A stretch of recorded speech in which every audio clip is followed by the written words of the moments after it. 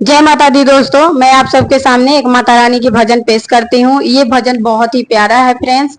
तो आप लोग इस भजन को जरूर सुनिएगा और कमेंट में जरूर बताइएगा कि हमारी भजन कैसी लगी। तो देर नहीं करूंगी फ्रेंड्स, चलिए गाकर आप लोगों को बताती हूँ माता रानी की भजन सुनाती हूँ। सुनो लकड़ हरावा तू जाने काटुनी में निमिये की गछियाना।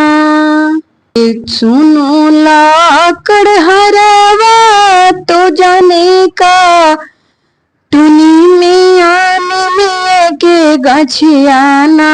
मैया झूलली झूलाना वानी में के गछियाना।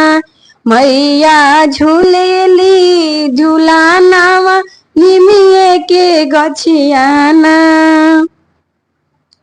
सुनो लकड़ हरावा तो जाने का टुनी में के गछियाना।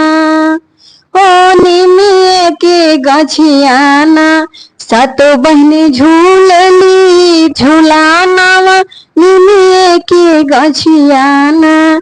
सातो बहनी झूलली झूलाना निमिये के गछियाना। सुनो सोन मलिया होढ़ाउल के फूलावा तो ले आवना।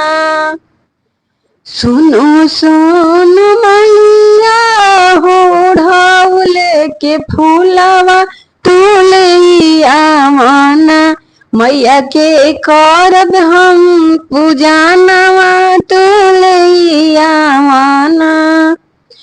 ओही रे ओढ़ौलावा से करब हम पूजानवा तू ले आवना।